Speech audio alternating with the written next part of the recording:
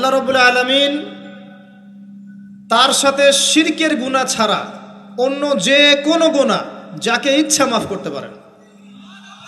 যে কোনো গুনাহ আল্লাহ পাক মাফ করতে পারেন শিরকের গুনাহ ছাড়া।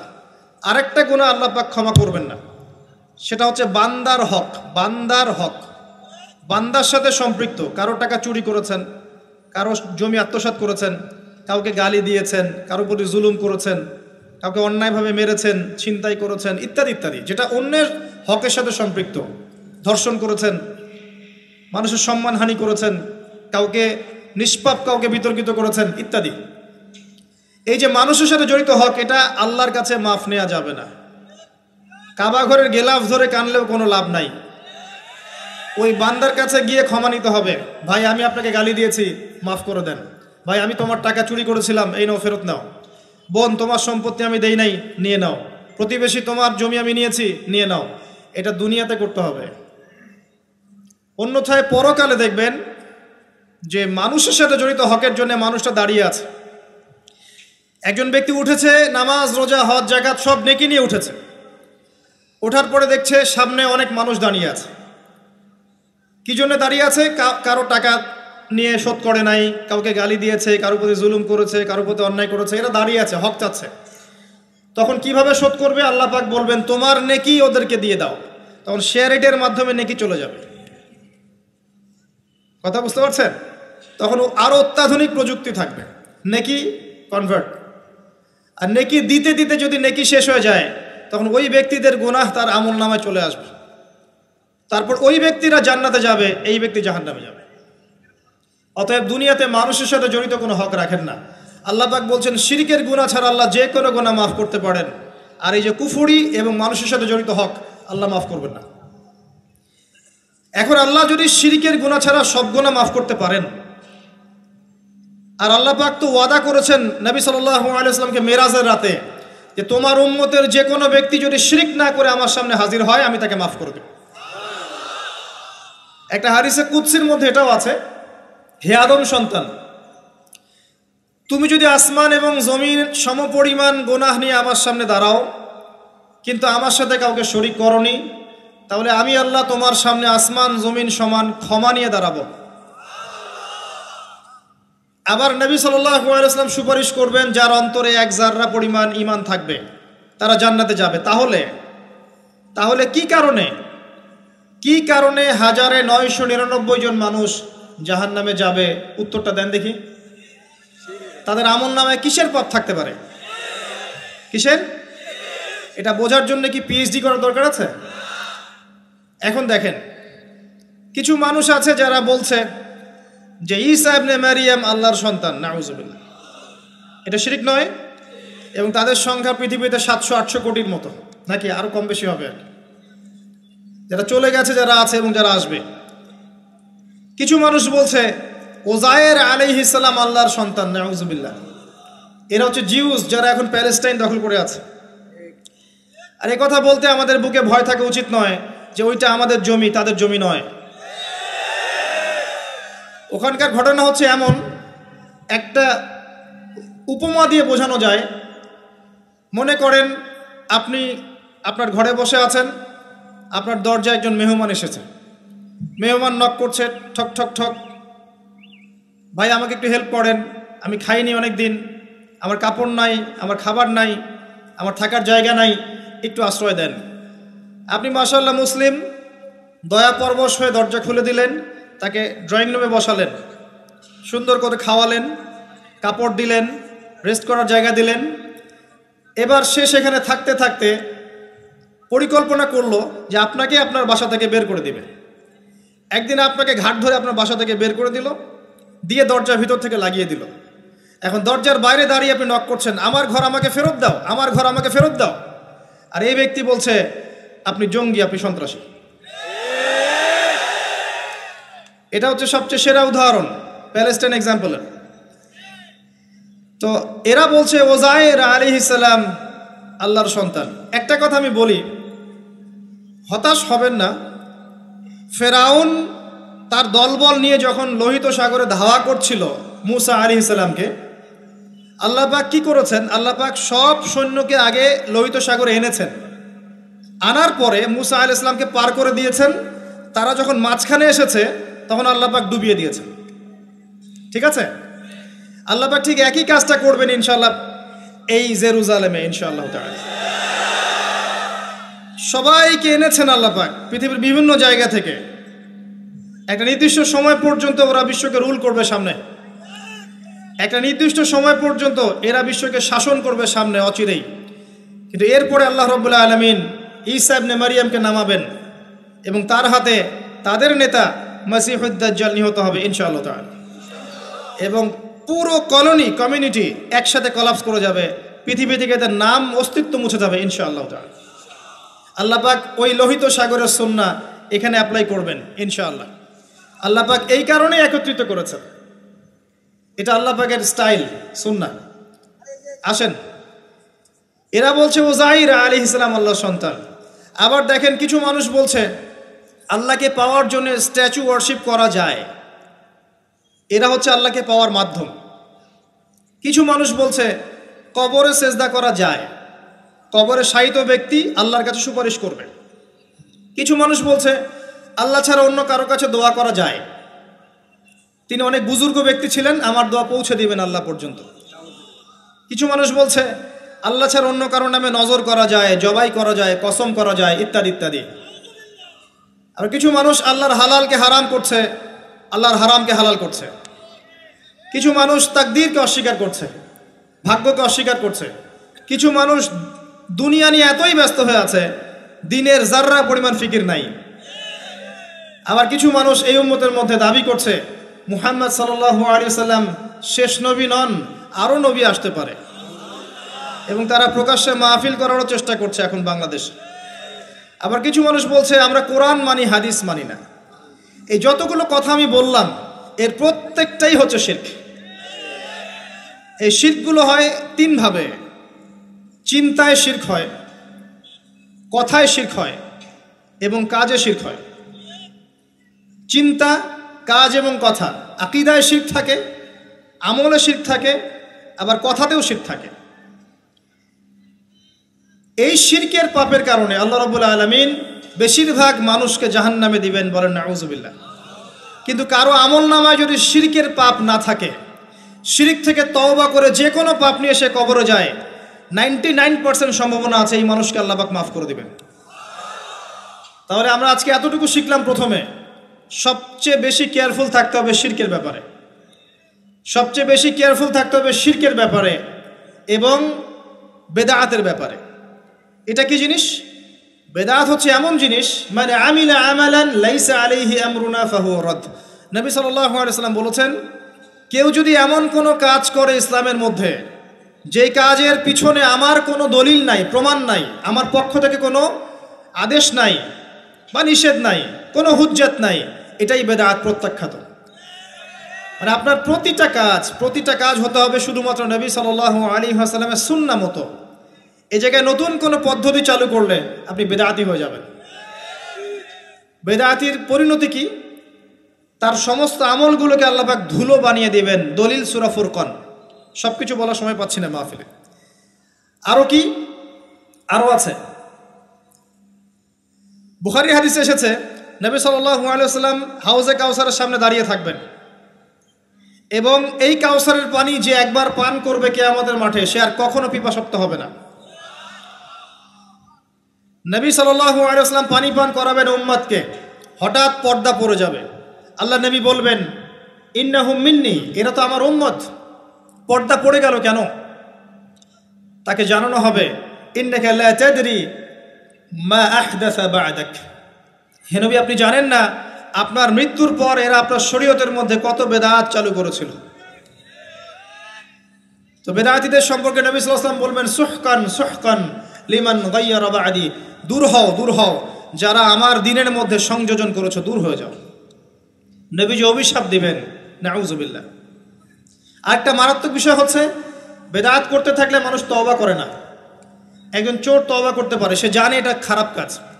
একজন জেনাকারী তওবা করতে পারে, সে জানে এটা খারাপ। একজন পতিতালয়ের মেয়ে তওবা করতে পারে, সে জানে এটা খারাপ।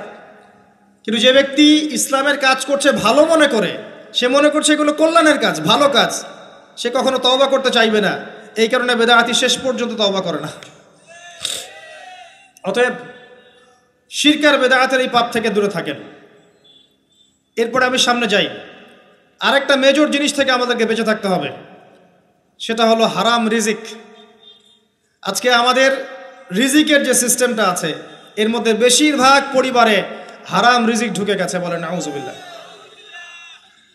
কেউ সরাসরি হারাম, কেউ ঘুরিয়ে ফিরিয়ে হারাম।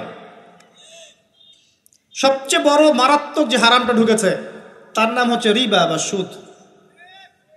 ম্যাক্সিমাম আমরা সুদখোর। আমার কিসের দাড়ি টুপি এগুলো দেখার প্রয়োজন নাই, আমি নিজেও সুদখোর। কিভাবে? প্রত্যক্ষভাবে না হলে পরোক্ষভাবে। মনে করেন আমি একটা ফ্ল্যাটে ভাড়া থাকি, ফ্ল্যাটের মালিক আমার ভাড়ার টাকা দিয়ে তার ব্যাংকের লোন শোধ করে, পরোক্ষভাবে আমি সুদের সাথে সম্পৃক্ত আছি। আপনি বাঁচতে পারবেন না। এই জামানা সম্পর্কে নবী সাল্লাল্লাহু আলাইহি ওয়াসাল্লাম বলেছেন, এমন একটা জামানা আসবে যেই জামানায় মানুষ সুদ থেকে বেঁচে থাকতে পারবে না। যে বেঁচে থাকার চেষ্টা করবে তার গায়েও সুদের ছিটা ফোটা গিয়ে লাগবে, কোনো সন্দেহ নেই, এটা সেই জামানা। টপ টু বটম সব জায়গায় সুদ। আর জানি না এই আয়াতগুলো কোরআনে আছে কি না আদৌ, বা এগুলো মানুষকে শোনানো হয় কি না আদৌ। তা আমি আমার জায়গা থেকে চেষ্টা করছি। আল্লাহ পাক কোরআনে বলেছেন। কে বলেছেন? আল্লাহ বলেছেন। আমি অনুবাদ করছি, আমি জাস্ট অনুবাদক। সূরা বাকারা 279 থেকে পড়া শুরু করেন। আল্লাহ পাক বলছেন, ইয়া আইয়ুহাল্লাযীনা আমানু, হে মুমিনগণ, তুমি যদি মুমিন হয়ে থাকো, হে মুমিনগণ, ইত্তাকুল্লাহ, তোমরা আল্লাহকে ভয় করো। ইত্তাকুল্লাহ, তোমরা আল্লাহকে ভয় করো। ইত্তাকুল্লাহ, তোমরা আল্লাহকে ভয় করো। ওয়াযারু মা বাকিয়া মিনার রিবা, সুদের অবশিষ্ট অংশগুলো ছেড়ে দাও। ইন কুনতুম মুমিনিন, যদি প্রকৃত অর্থে মুমিন হয়ে থাকো।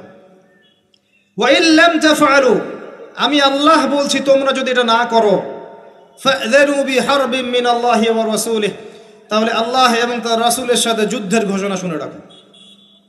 গো অ্যাহেড, এখন রাস্তা আপনার। আমি অনুবাদ করে শুনিয়ে দিয়েছি, আপনার কান পর্যন্ত পৌঁছে গেছে। এখন decision is yours, path is yours, choose your path. রাস্তা আপনার, আপনি ফিক্স করেন কি করবেন। যদি আপনি সুদ খান 1 নাম্বার, অথবা দেন 2 নাম্বার, 3 আপনি সাক্ষী থাকেন, 4 লিখে রাখেন, আপনি সমান পাপী। এই 4 শ্রেণীর মানুষকে নবী সাল্লাল্লাহু আলাইহি ওয়াসাল্লাম অভিশাপ দিয়েছেন, লাআনত করেছেন। আর নবী সাল্লাল্লাহু আলাইহি ওয়াসাল্লামের অভিশাপ নিয়ে যদি আমরা কবরে যাই, তাহলে মান নবিয়ুক উত্তর দিতে পারবো, এটা বিশ্বাস করা বোকামি। তার অভিশাপ নিয়ে যদি আমরা হাসরের মাঠে উঠি, হাউজে কাউসারের পানি পাবো, প্রত্যাশা করাটা বোকামি হবে। তার অভিশাপ নিয়ে যদি আমরা হাসরের মাঠে উঠি, তাহলে তিনি আমাদের জন্য সুপারিশ করবেন, এটা ভাবা বোকামি হবে। মেরাজের রাতে আল্লাহ রাসূল দেখে এসেছেন, এক শ্রেণীর মানুষকে রক্তের নদীতে ফেলে মাথা ফাটিয়ে দেয়া হচ্ছে। নবী জিজ্ঞাসা করলেন সাল্লাল্লাহু আলাইহি ওয়াসাল্লাম, এরা কারা হে জিবরাইল? জিবরাইল আলাইহিস সালাম বলেন, এরা আপনার উম্মতের সেই সব ব্যক্তি যারা ছিল সুদখোর, যারা সুদের মধ্য দিয়ে মানুষের রক্ত চুষে খেয়েছে। আজকে রক্তের নদীতে এদেরকে ফেলে মাথা ফাটিয়ে দেয়া হচ্ছে। কি করবেন আপনি ফিক্স করেন। ইসলাম তরবারির জোরে ছড়ায় নাই। আমি আপনার গর্দানে তরোয়াল ধরে বলবো না যে সুদ ছেড়ে দেন, বলবো? কেউ বলবে না। ইসলাম এভাবে ছড়ায় নাই। ইসলাম সৌন্দর্য দিয়ে ছড়িয়েছে, সুন্দর উপদেশ দিয়ে ছড়িয়েছে। উদউ ইলা সাবিলি রাব্বিকা বিল হিকমা ওয়াল মাউইযাতিল হাসানা ওয়াজাদিলহুম বিল্লাতি হিয়া আহসান, এভাবে ইসলাম ছড়িয়েছে। ফাযাক্কির ইন নাফাআতিয যিকরা সায়াযাক্কারু মান ইয়াখশা, হে নবী আপনি উপদেশ দিন, যদি উপদেশ কাজে লাগে শীঘ্রই যারা আল্লাহকে ভয় করে তারা আপনার উপদেশ গ্রহণ করবে ইনশাআল্লাহ। ওয়া ইয়াতাজান্নাবুহাল আশকা, যারা পাপাচারী ফাসিক তারা উপদেশ গ্রহণ করবে না। ফাযাক্কির ইন্নামা আনতা মুযাক্কির, আপনি উপদেশ দিন, আপনি শুধু উপদেশদাতা। লাস্তা আলাইহিম বিমুসাইতির, আপনি কারো উপর দারোগা নন। এটা একজন দায়ীর কাজ, একজন আলেমের কাজ, এর বেশি কিছু না। আমাদের ম্যাক্সিমাম রিজিকের মধ্যে সুদ ঢুকে গেছে। হয় আমরা খাচ্ছি, না হলে দিচ্ছি, না হলে সাক্ষী থাকছি, না হলে লিখে রাখছি। আরেকটা কথা বলি, এই হাদিসটাও শুনে রাখেন। নবী করিম সাল্লাল্লাহু আলাইহি ওয়াসাল্লাম কার নবী? আপনার তো, আপনারই তো নবী। তিনি বলেছেন সুদের পাপের ৭৩টা শাখা আছে। কতটা? যার সর্বনিম্ন শাখা হচ্ছে নিজের মায়ের সাথে জেনা করা। এখানে যদি একটা বিল্ডিং থাকে, যে বিল্ডিংয়ের মধ্যে মনে করেন কথার কথা নাউজুবিল্লাহ অনেক প্রস্টিটিউট মহিলা আছে, কথা বুঝতে পারছেন? এখানে আছে অনেক প্রস্টিটিউট মহিলা যারা এখনকার ভাষায় সেক্স ওয়ার্কার্স, কারণ তারা যৌনকর্মী বলতে চায়, পতিতা শব্দ ইউজ করতে চায় না, তারা এটাকে একটা স্বীকৃতি দিতে চেষ্টা করছে আর কি। সেক্স ওয়ার্কার্স এটা একটা কাজ, নাউজুবিল্লাহ। এই কারণেই সমাজে বেশি বেশি মহামারী ছড়াবে, এই কারণেই সমাজে এমন এমন কিছু পাপ ছড়াবে, এমন এমন কিছু রোগ ছড়াবে যে এই রোগগুলো কখনো ছিল না ইতিহাসে। এই কারণেই হাদিসে এসেছে শেষ জামানায় যখন অশ্লীলতা বেড়ে যাবে, বেহায়াপনা বেড়ে যাবে, নগ্নতা বেড়ে যাবে, তখন সমাজে বেশি বেশি এমন এমন রোগ ছড়াবে যে এই রোগগুলো আগে কখনো ছিল না। মনে করেন এখানে এমন একটা বিল্ডিং আছে, সেখানে কিছু সেক্স ওয়ার্কার্স আছে, এখানে কেউ ম্যানেজার, কেউ কাজ করে, কেউ মনে করেন দারোয়ান, কেউ মনে করেন ডিলার এগিয়ে দিচ্ছে, কেউ মনে করেন যে ঘরে ঢুকিয়ে দিচ্ছে, ইত্যাদি ইত্যাদি। এক একজন এক এক সেকশনে কাজ করছে, অনেকটা কর্পোরেট সেকশনের মতো। এখন আপনি কি তাদের কারো বাসায় দাওয়াত খেতে চাইবেন? চাইবেন? আপনি কি তাদের কারো উপার্জন খেতে চাইবেন? যদি এমন হয় এখানে সব সেক্স ওয়ার্কার্স নয়, সবাই আমাদের মা, নাউজুবিল্লাহ। শব্দটা প্রয়োগ করলাম আঘাত করার জন্য, কারণ নবীজি বলেছেন মায়ের কথা। মনে করেন এরা সবাই আমাদের মা, নাউজুবিল্লাহ। এখন কি আপনি এটাকে পছন্দ করবেন? এখানে যদি কেউ কাজ করে তার রিজিক খেতে চাইবেন? রিবার মধ্য দিয়ে আমরা এগুলো করছি, কোনো ফিকির নাই, যায় আসে না কাজ কারো কিছু, দিব্যি খাচ্ছে। যখন দেখবেন পাপ করতে করতে করতে করতে আমার মনের মধ্যে কোনো রিয়াকশন হচ্ছে না, তখন বুঝে নেবেন কলব মরে গেছে, ডিস্ট্রয়েড, ডেড হার্ট। হ্যাঁ, একজন মুমিনের পরিচয় হচ্ছে ছোট ছোট পাপ তার কাছে পাহাড়ের মতো মনে হবে, আর একজন ফাসিকের পরিচয় হচ্ছে বড় বড় পাপ তার কাছে মাছির মতো মনে হয়, তাড়ালেই চলে যাবে। আরও আছে, সহিহ বুখারীর একটা হাদিসে নবীজি বলেছেন যে ব্যক্তি 1 দিরহাম সুদ খায় সে যেন 36 বার জেনা করেছে। একবার জেনা করার শাস্তি 100 বেত্রাঘাত এবং 1 বছরের জন্য বহিষ্কার, যেটাকে আমরা উস্কে দিই এখন বলি কাছে আসার গল্প। একবার সূরা নূর পড়েন, সূরা নূরের প্রথম আয়াতগুলো পড়েন। যদি কেউ জেনা করে একবার 100 বেত্রাঘাত এবং 1 বছরের জন্য বহিষ্কার। আর যদি কোনো বিবাহিত ব্যক্তি করে তার শাস্তি হচ্ছে রজম, পাথর নিক্ষেপ করে হত্যা করা। আর 1 দিরহাম সুদ খেলে আপনি 36টা মেয়েকে রেপ করছেন। এবার চিন্তা করেন, এই শাস্তিগুলো যদি দুনিয়ায় কার্যকর না হয় এবং দুনিয়াতে যদি আমরা তওবা না করে যেতে পারি, পরকালে কার্যকর হবে কোনো সন্দেহ নাই। দুনিয়াতে শোধ করে যাওয়া ভালো পরকালের চাইতে। অতএব আল্লাহর ওয়াস্তে আমি হাত জোর করে রিকোয়েস্ট করছি, আল্লাহর ওয়াস্তে সুদ ছেড়ে দেন। ভ্যান চালায় খান, সবজি বিক্রি করে খান, একটা ছোট কাপড়ের ব্যবসা করে খান, একটা মাছের আড়ত করে খান, গবাদি পশু প্রতিপালন করে খান, কৃষিকাজ করে খান, আল্লাহর ওয়াস্তে সুদে যায় না। আপনার পুরো দুনিয়া এবং আখিরাত বরবাদ হয়ে যাবে এবং আপনি এর মধ্য দিয়ে আল্লাহর সাথে যুদ্ধ করছেন, নবীর সাথে যুদ্ধ করছেন। এর উপরেও আছে পেপার মানির মধ্যে সুদ। ওই যে বললো 1 দিরহাম, এই দিরহাম আবার কি জিনিস? দিরহাম মানে রৌপ্য মুদ্রা, দিনার এটা কি জিনিস? স্বর্ণ মুদ্রা, ইসলামিক মুদ্রা।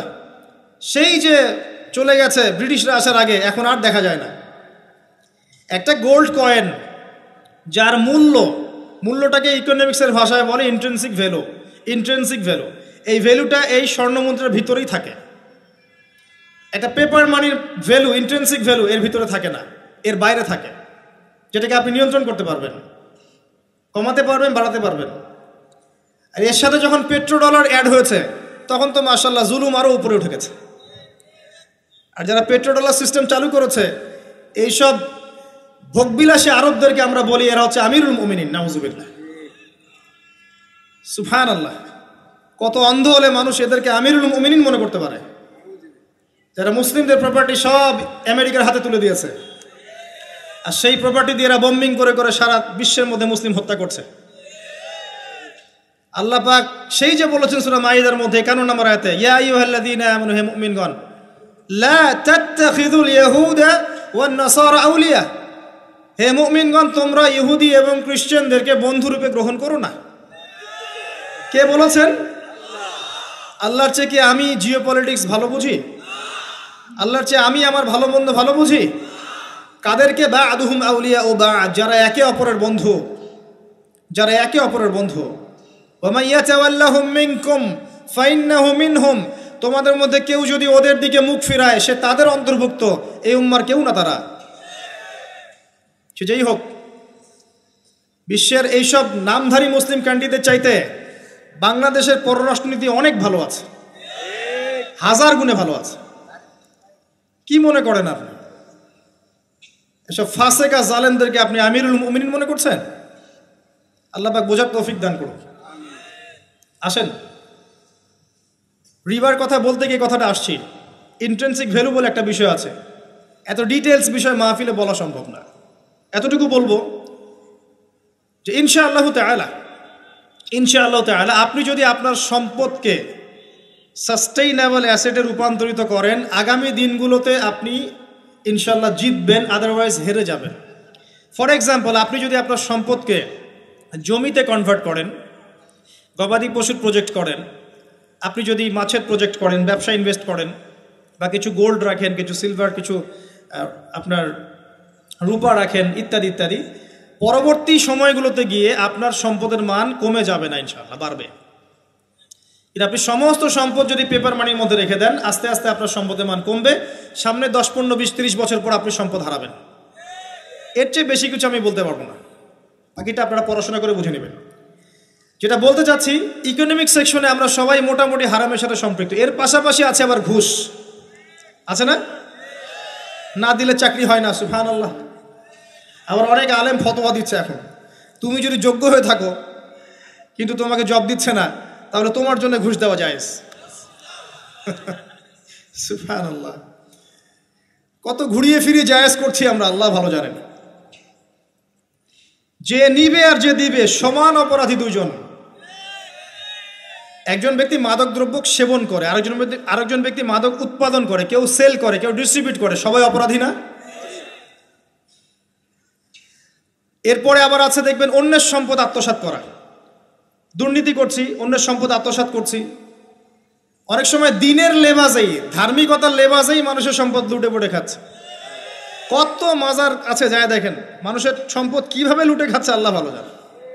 ওখানে যত মোমবাতি জমা পড়ে, এগুলো বিক্রি করলে মনে একটা পদ্মা সেতু হবে, আল্লাহ ভালো জানে। বেশি বলে ফেলাইছে মনে হয়। যাই হোক, এমন অনেক জায়গা আছে, গরু ছাগল দিচ্ছে, মাশাআল্লাহ মানতের টাকা দিচ্ছে। এই যে কয়দিন আগে দেখলাম একটা চ্যানেলেই দেখলাম, দান বাক্স খুলেছে, কোটি কোটি টাকা বের হচ্ছে এখন থেকে। জি, আমি মনে করতে পারছি না, বাট আমি দেখেছিলাম। তো না, ঠিক আছে, মসজিদে টাকা দিতে পারে মানুষ, সমস্যা নাই। আমি বলছি এমন জায়গা যেখানে আল্লাহর সাথে শিরক হচ্ছে। বিষয়টা হচ্ছে, আমরা ধর্মের লেবাজে অনেক সময় মানুষের সম্পদ লুটে পড়ে খাচ্ছি না? অনেক মুসলিম আছে যারা বোনের সম্পত্তির অধিকার দেয় নাই। আল্লাহর রাস্তায় সময় দিয়ে আসে, চিল্লা দিয়ে আসে, বলছে যে আমার বোন তো আমাকে সম্পত্তি দান করে দিয়েছে, মাশাআল্লাহ। তার মানে কেমনে দান করছে ভাই? তো বলে আমি ওকে বলছি তুই যদি আমাকে দিস তো সওয়াব হবে। তো দিয়ে দিচ্ছে, মাশাআল্লাহ। তা বললাম যে আপনি মরার আগে ওটা তাকে সওয়াবের আশায় দিয়ে দিয়েন, এই অবস্থায় মরেন না। আমরা অনেক সময় ধর্মের লেবাজেও মানুষের সম্পদ আত্মসাৎ করি, কোনো সন্দেহ নাই। আল্লাহ পাক আমাদেরকেও হেফাজত করুন, আমিন। এক কথায় বলতে চাই প্রিয় ভাইয়েরা, পরিবারের মধ্যে হারাম রিজিককে ঢুকতে দিয়েন না। হারাম রিজিক ঢুকলে পরে আপনার ইবাদত কবুল হবে না। আপনি ছোটোখাটো কিছু করেন, হালাল রিজিক খান, অল্পতে আল্লাহ পাক সন্তুষ্ট হয়ে যাবেন ইনশাআল্লাহ তাআলা। আল্লাহ পাক তো বেশি কিছু চান না আমাদের কাছে। আল্লাহ পাক কি চান? আমরা তাকে ভালোবাসি, আমরা তার জন্য আমাদের ইবাদতগুলো ঢেলে দেই, তার সাথে শিরক না করি, তার নবীর সুন্নাহ মতো চলি, একটু হালাল খাই, একটু পর্দা করি, বাচ্চা কাচ্চাদেরকে ইসলামী আদর্শে বড় করি, পরিবারের আদর্শটা একটু ঠিক করি, এত বেশি কিছু কি আল্লাহ পাক চান আমাদের কাছে? আল্লাহ পাক কি আমাদের কলার ধরে জিজ্ঞাসা করবেন দুনিয়াতে ইসলামী খেলাফত কায়েম করে আসো নাই কেন? বলবেন? বলবেন না, এটা বলবেন না আল্লাহ পাক আমাদেরকে। কিন্তু যাকে আল্লাহ পাক ওই ক্ষমতা দিয়েছেন তাকে বলবেন তোমাকে ক্ষমতা দিয়েছিলাম, তুমি কেন করো নাই? কথা বুঝতে পারছেন? সবার জন্য সব কিছু না, আমরা সাধারণ মানুষ, সাধারণ মানুষের জন্য সাধারণ কাজগুলো যথেষ্ট। একটু পড়াশোনা করেন, আল্লাহ পাক তৌফিক দান করুক, একটু আমল করেন, একটু পর্দা করেন, একটু হালাল খান, তাওহীদে থাকেন, সুন্নতে থাকেন, নবীর মতো লাইফ কাটান, 5 ওয়াক্ত নামাজ পড়েন, সামর্থ্য হলে যাকাত দেন, রমজান মাসে রোজা রাখেন, সামর্থ্য হলে হজ করেন, ইনশাল্লাহ আপনি জান্নাতি। একটা হাদিস আমি পড়েছি ফয়জুল কালাম বইয়ের মধ্যে, মাদ্রাসায় পড়ানো হয়, ক্লাসিক্যাল একটা বই, সবাই কিনতে পারেন। ফয়জুল কালাম অত্যন্ত চমৎকার হাদিসের একটা বই। এর মধ্যে একটা হাদিস আছে যেটা পড়ে শান্তি লাগে, মনে হয় যে না আশা আছে পরকালে বাঁচার। সেটা হচ্ছে নবী সাল্লাল্লাহু আলাইহি ওয়াসাল্লাম সাহাবীদেরকে বলছেন যে তোমরা সাহাবীরা এমন একটা যুগে বাস করছো যেই যুগে ইসলামের 10% কেউ যদি ছেড়ে দেয় সে ধ্বংস হয়ে যাবে। কথা বুঝতে পারছেন? সাহাবীদেরকে নবীজি বলছেন তোমরা এমন একটা যুগে বাস করছো যেই যুগে যদি ইসলামের 10% 1/10 কেউ ছেড়ে দেয় সে ধ্বংস হয়ে যাবে। কিন্তু তোমাদের পরে এমন একটা যুগ আসবে যেই যুগে মানুষরা যদি ইসলামের 10% ধরে রাখতে পারে সফল হয়ে যাবে। এটা সেই যুগ না? আপনার এই যুগে প্রতিটা সেক্টরেই ফিতনা। আপনার ধর্মে দেখবেন তাওহীদের মধ্যে শিরক, সুন্নতের মধ্যে বেদাত, আলেমদের মধ্যে বিভক্তি, কাদা ছোড়াছড়ি, গালাগালি, হিংসা বিদ্বেষ, পরশ্রী কাতরতা, কত কি দেখতে পাচ্ছেন। আপনি ধর্মের মধ্যে শিরক দেখছেন, বেদাত দেখছেন, অর্থনীতিতে হারাম দেখছেন, পরিবারের মধ্যে বস্তুবাদিতা দেখছেন, কি দেখছেন না? সমাজের মধ্যে জেনা দেখছেন, পর্নোগ্রাফি দেখছেন, ফ্রি মিক্সিং দেখছেন, ফ্যামিনিস্ট রেভলিউশন দেখছেন, নগ্নতা দেখছেন, কি দেখছেন না? অর্থনৈতিক জীবনে আপনি এগুলো দেখছেন, বৈশ্বিক জীবনে আপনি মারামারি, কাটাকাটি, রাহাজানি দেখছেন, হত্যা, রক্তপাত দেখছেন। কোন যুগে বসে আছেন আপনি? এই যুগে আপনি 10% আমল করেন, জান্নাতি হয়ে যাবেন ইনশাআল্লাহ। আল্লাহ পাক তৌফিক দান করুন, কবুল করুন। একটা বিষয় হচ্ছে আমল করা, একটা বিষয় হচ্ছে আকীদা পোষণ করা।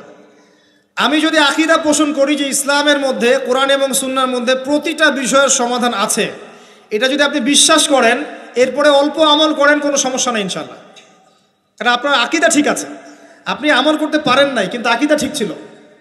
আপনি মেনে নিয়েছেন লা ইলাহা ইল্লাল্লাহ, কোনো ইলাহ নেই আল্লাহ ছাড়া, মুহাম্মাদুর রাসূলুল্লাহ, কোরআন হুজ্জাতুল্লাহ, কোরআন আল্লাহর হুজ্জা, সুন্নাহ তরিকাতুন নবী, এটা আল্লাহর নবীর তরিকা।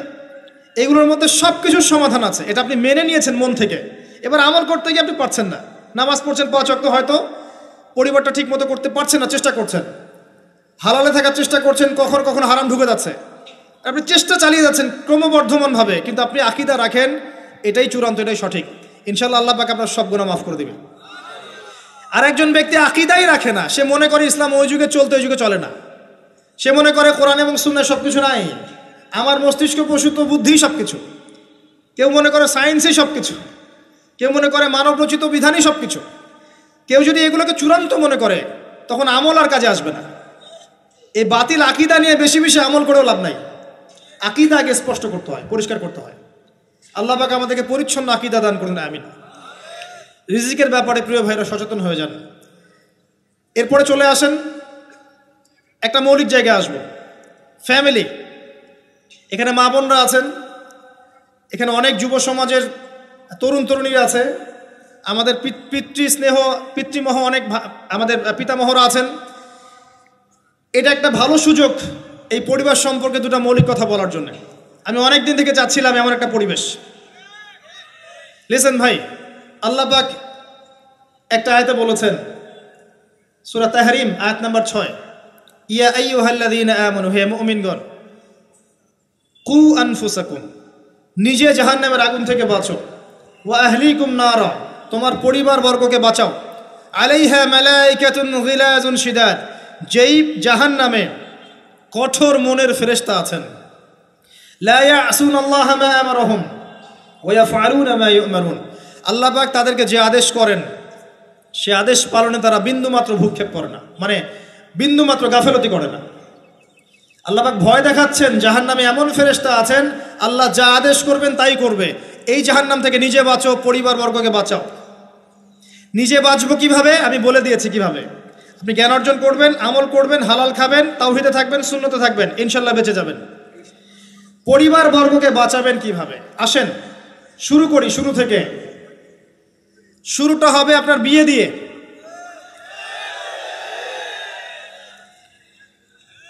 এত এক্সাইটেড হওয়ার কিছু নাই, কারণ এটা এমন একটা বিষয় যেটা করেন নাই বলে এক্সাইটমেন্ট বাড়ছে, করার পরে পস্তাতেও পারেন। এরকম নতুন নতুন ইসলামিক ভিডিও পেতে আমাদের চ্যানেলটি সাবস্ক্রাইব করে আমাদের পাশে থাকুন। ধন্যবাদ।